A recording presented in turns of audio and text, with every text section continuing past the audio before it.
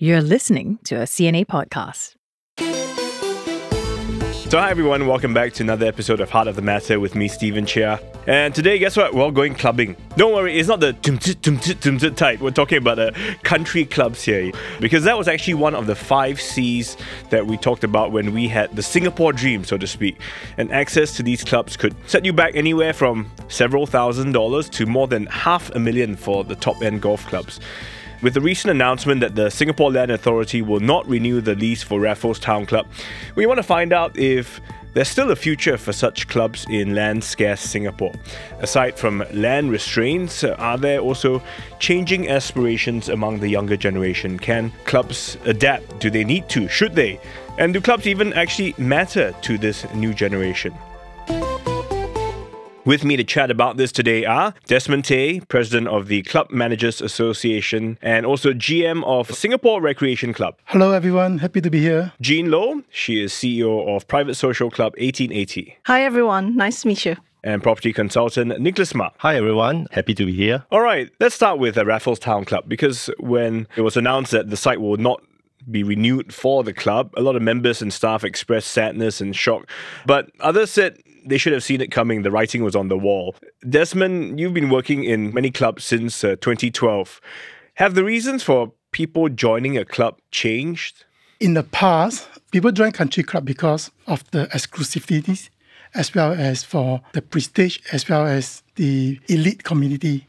But all these have changed. The younger generation are more into the inclusive and the diversity environment. Club may not be still holding the kind of the status or the taster that people are looking for. People don't look for all this kind of status anymore. People are looking more into like the diverse lifestyle and sport and family-oriented activity from now on.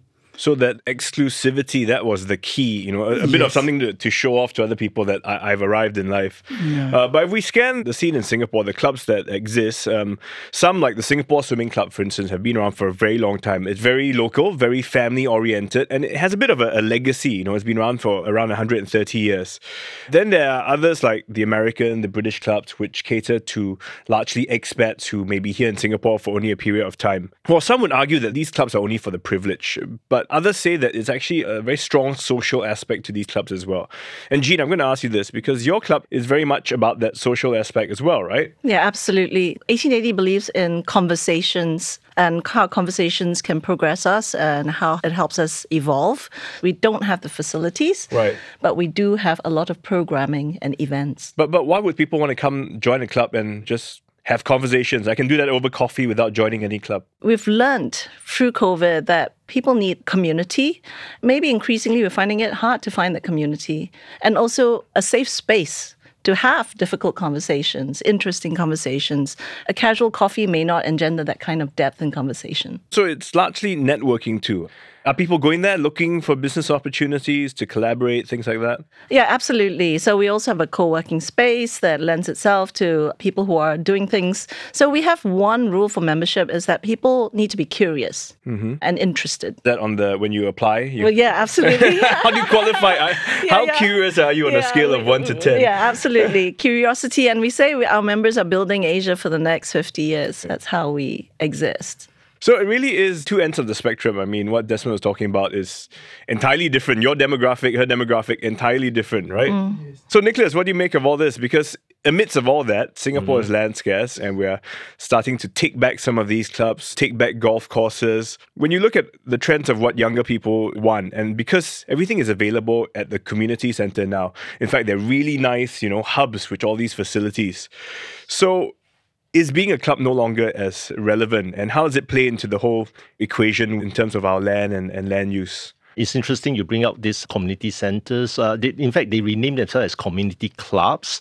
One of the things is that the changing type of housing that we're having, because if let's say you put 25 to 35 years ago, a majority of Singaporeans are still living in HDB flats. And then, of course, you have your private housing. Condominiums are not as common 30 years ago as now.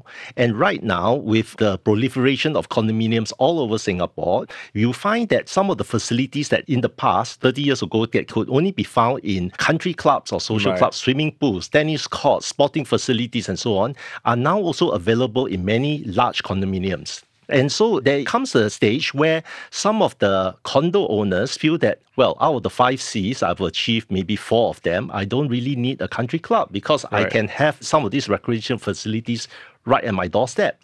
So there's no longer a need to have a separate club membership because where you live, you get it. And then actually, you're also paying a monthly fee for those, which can often be quite steep. Jean, would this be some of your target audience? Because again, at 1880, where you're saying these people don't come for facilities, right? But really, what is the draw? And maybe give us some idea. What is your average membership like? What's the age range? We're mostly 35 to 55, but we do have an under 30s membership. We welcome all, anyone who's fun and curious. We're a little bit irreverent, so we like to have parties, but we also host very serious conversations. We've had a couple of Nobel laureates come, so you may not be able to access them anywhere else, but they have an intimate talk with you. I've actually been to your club to attend 1 or 2 talks as well. You're saying it's really about conversations, people wanting to meet, gather, have conversations, have dialogue. Yes. Nothing to do with facilities. I mean, once in a while, a party, you're saying. So, I mean, lots of parties. Lots of, okay. We have wellness as well. We do yoga on the terrace. So everything about you being human, we like to take a holistic approach. Okay. So why have a club like that in Singapore? Why did you guys feel that it would work in a place like this? My husband and I met in London, and that's when Soho House started. And we thought, oh, that's very clever. It's an anti-club club. So when we came here, we're like, where's that space? There's no space for us to have that conversation and gather and talk with, curious people. So we said, okay, let's start one. And that's how it happened. So Desmond, when you hear this, do the older, more traditional clubs, have they attempted to also try and reach out to this demographic? No, I don't think so. I think there's different clubs have different needs and different interest group. We build different community. For those modern clubs, of course, be confined in the space, they come with these new ideas. But traditional club, country club, they still have a certain demand for it. Say, for example, the sport activities. Well, a lot of the younger generation now, they all go to social media, online. But sport is another thing which is you can't do it online.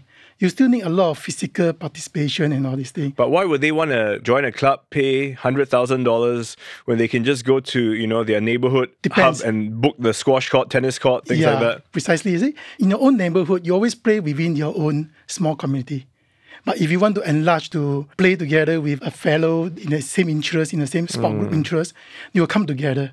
So club today have to start embracing on those trending sport. Okay. For example, just a recent year, pickleball is another sport that's picking up so fast. Within a year, right, a lot of interest. Right. But pickleball, you can play many, many places. So that's where clubs start to set up pickleball court. Immediately, within 1 year, we built quite a very vibrant community. So as I say, traditional club, there's still a way for them for survival. I think they have to start changing. They cannot operate the same way as what they used to be. Yeah, but pickleball, I think it's only the picky people who play. That's what it's called. But let me ask you, Desmond, do you see like the grandfather came here, the father came here, now the son is a member. Does that still continue or very often does it drop off? It's always the challenge to keep a balance, to cater for the interest of the younger and the senior members. Yeah. So club has to start evolving in creating different kind of lifestyle and activities. You need to create a lot of activities to engage different group of membership. But do you find that there are less and less young people joining? Yes, for traditional club, definitely. That's why club now today have to start thinking of how you can create a new activities, a new type of interest to attract the younger generation. Club that is still remaining as the olden day, like 30 years, are the one that the younger will never want to attend. Yeah. Okay, so Nicholas, the land that Raffles Town Club sits on is prime location. It's right next to an MRT station, it's near good schools. Are all clubs at risk of not having their leases renewed because their land can be used for other purposes like housing needs?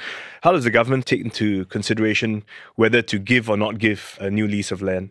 Well, in the language of urban land economics, to put a piece of land or real estate to the most economically efficient use, we use a term that is it used for the highest and best use? You get the highest and best value out of it. Of course, one way to measure it is to measure the land price, the amount of income that you can generate from that piece of land or real estate. The other way, of course, is something to measure whether or not does it give the most amount of benefit to the most number of people. All right. The second method is a bit harder to measure. Of course, it depends also on government policy. If the government wants to extract the most amount of dollar amount, economic value from it, they can just throw it as an open tender, put it to a higher plot ratio and a higher type of land use, commercial or residential or a mix, and then just sell it on the open market. The other way is that they look at it and say, well, right now it's a club. How many people benefit from it? And in the future, what else can we do? What else does a community around there needs that piece of land for? They may want to think that maybe a club is not the highest and best use for that piece of land. So in other words, may have 5,000 people in the club, but if I build homes, I could fit maybe 10,000 people in that same area. More people benefit overall. Elections are coming soon also. So many things come into consideration. I think the other thing is also they may also consider how many clubs do we really need in Singapore and whether or not is it still relevant. Hello, my name is Steve Lai, And I'm Teresa Tang, and we are the hosts of CNA Correspondent. a podcast that takes you to the heart of the work our correspondents do across the globe. From China's COVID response to the childcare center massacre in Thailand. And from the fall of Najib Razak to the rise of Anwar Ibrahim as Malaysia's Prime Minister. We speak to the people at the reporting front lines. So if you want to know how the biggest global stories unfold, make sure you follow or subscribe to us wherever you get your podcasts.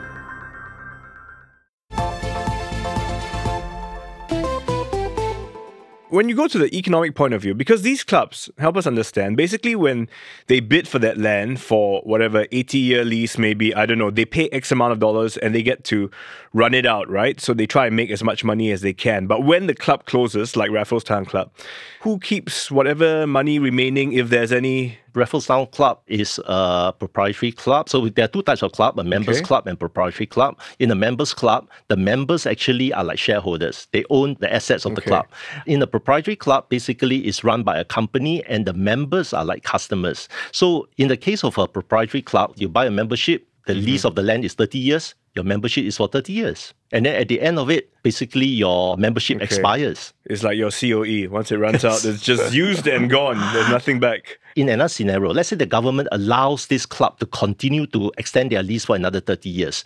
Given the option, do you want to top up money, to chip in all this money to pay the government to extend the lease of the land? Some members may agree, some members may not. Then we go to another scenario. It sounds like, it can be challenging. I mean, but also they are informed quite well in advance by the government that the land will be taken back, right? I mean, 20 odd years ago, when developers bid for that piece of land, they knew that it was not freehold. There is a definite endpoint to that lease. Well, according to golf membership consultancy firm SingGolf, now we're talking about prices now. Prices at the premier golf clubs have hit record highs last year. Some say it's largely driven by an influx of foreign money. Let's take, for example, Sentosa Golf Club. It's $500,000, $500,000. This is what Singaporeans or PRs would pay. Foreigners pay $880,000. That's almost $1 million. And for Singapore Island Country Club, locals pay $300,000. Foreigners pay $500,000. Desmond, you were talking about the exclusivity earlier on. So surely it still applies at some of these clubs because they're just a bit out of reach for most people. Absolutely. I mean, Sentosa, Singapore Island Country Club, they can command that kind of high price because they have a lease that's going to stay on for another 19 years. And they do have the so-called elite community where all the elite want to join the club just for the status. But how many of this population can afford this kind of high price? So the foreigner do play a big part in raising the price up in the last few years of all these golf country clubs. Okay. Actually, I have to ask you, because you were the GM at SICC for many years. Yes. How many members are there in the club? They have 7,800 principal members. Okay. And of those, how many actually use it regularly? Not really. Just a golf alone, we have less than 30% regular golfer. Okay. Less than 2,000 regular. At the end of the day, in any country club, F&B is still the main element. Okay. So I say, when the evolving lifestyle, F&B have to continue to evolve and change to bring people the unique experiential kind of experience in F&B. F&B is something that you cannot satisfy your appetite on virtually. You have to come visit the club and fill your stomach. Is that the same at 1880? Is F&B food and drinks?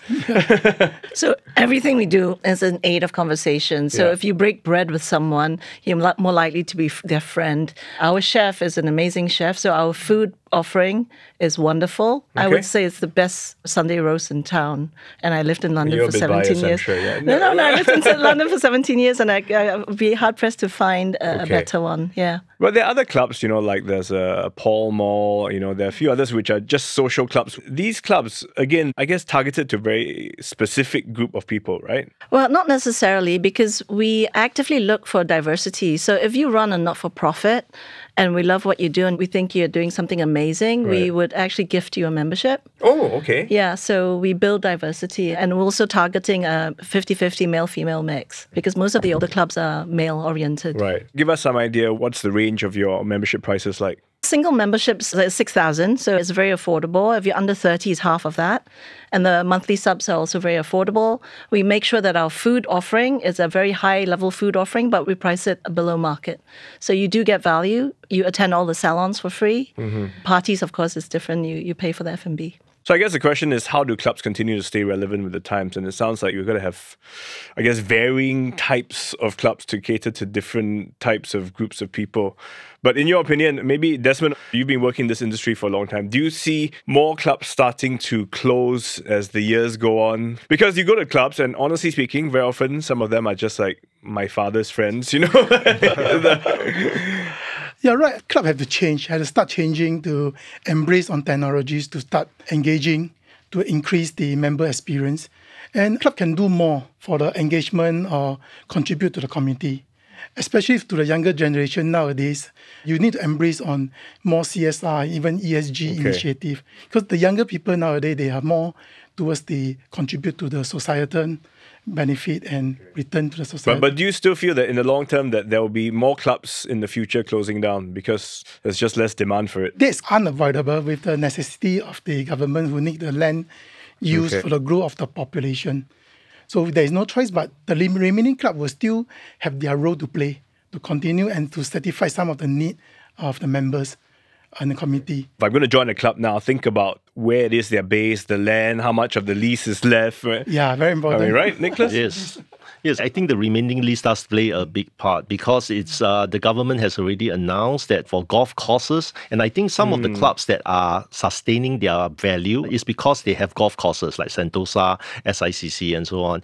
And if the lease of the land is very short, then I think the value will also depreciate accordingly. Based on what has happened for the last few years, the government has already announced they are not renewing the lease, basically, of some of these clubs. In fact, does that affect prices? Because somehow we're just talking how prices have been going up, even though actually over as time progresses, the lease is finishing up, right? Based on our research, we find that majority of the club prices are actually just going flatline. There's a few that has gone up, Sentosa being one of them, SICC is another one. And I think the reason is because the number of memberships that's trading in the open market is limited. When demand outpaces supply, the prices get bumped up. It's just this couple of years, starting with the COVID pandemic, when people are stuck in Singapore, you can't travel overseas, especially in 2020, 2021. And some of them are willing to pay for luxury items, including country clubs membership. That's right. I guess they figure the money they save from their holiday, they can put it into a club. As you look into the future, maybe your thoughts on how the scene is going to play out. Jean, I mean, if you had to target a new group of audience, and in fact, what do you think is the future of clubs in Singapore? Do you expect to see more of, like 1880, these kind of social networking clubs popping up versus the country clubs? We definitely see more of these coming up. You each have a role to play, and it's about your ethos, because it needs to resonate with the members. Be clear about what you stand for. Is what I would say. Okay, so you got to have a very clear sort of agenda, letting people know you are joining us because. Yes. And also offer value for money. Increasingly, you need to show that you have excellent food, but actually at a reasonable price point, and lots of programming. Okay. Nicholas, any parting words? In light of the changing consumer taste, younger generations, and also these competing users for land in Singapore, the public can contribute their views to the government about whether or not country clubs are still really relevant, especially in light of our population can continue to expand, and also there's aging population. Perhaps that could be one area that the clubs could look into. You said your father's friends, but we'll all be reaching that stage eventually. Right, that's right. On the whole, I still think there might not be a need for that many clubs, especially if our community clubs run by People's Association are meeting a certain social needs among those that are in the heartland. And of course, all the new condominiums that come with a plethora of facilities. Yeah. Yes. Desmond. Land has been used for a lot of the community center, condo, and provide a lot of facilities. But the country clubs still have a unique needs and supply, especially the outdoor facility. The outdoor, like golf course and the football field and all this, you can see in Singapore are getting lesser and lesser. The younger children have no chance to really go out to the field to have a natural growing and enjoying the outfield. Well, nowadays, everything indoor. You can see ourselves more and more like co-working space with childcare center all within the building. You can see the younger generation is now condoned into the indoor to swimming or racket games, and no longer the outdoor that we can run freely on the field anymore. The remaining country club can be more open up to contribute to the community, to allow more of this kind of the outdoor games, to allow more children and academy to start. It almost sounds like you're saying maybe sometimes the clubs should also be open up to the public in some cases. Yes, to open up to more community, engage the community. I see that perhaps the evolution of the club scene in Singapore, it can go both ways. One is that it become very mass market or very niche. That means they cater to certain needs, or you might have some very mass market line, like for example, NUSS is one example. If you are a graduate, you can join that club. Okay. The other one is to go very, very exclusive, very high end, where basically you cater to the top single digit, top 5% or 3% of the socio-economic class in Singapore, where the very rich just want to mix around with their same kind. Right. And they use that as a venue for networking as well, and also to be very snobbish to keep out the rest of the masses. That might be where the evolution of the club scene in Singapore could be heading. Well, I think at the end of the day, I think that's why we gather, right? Because we enjoy each other's company, or whether it's over food, drink, or some sport or some exercise. Even in secondary school and all that, you had your own little clubs, right? So to speak. So it's not too far a concept for us. Well, to all of you listening in, whether you decide to go clubbing or not this holidays is up to you. There are all sorts of clubs out there, one for each and every one of us. But otherwise, the CNA podcast team is going to be taking a short break in December, and in the meantime, we'll be playing some of our archival episodes. A big thanks to my team, of course. The CNA podcast team is Joanne Chan, Saya Win, Crispina Robert, and Tiffany Young. I'm Stephen Chia saying bye for now. Happy holidays. See you in the new year.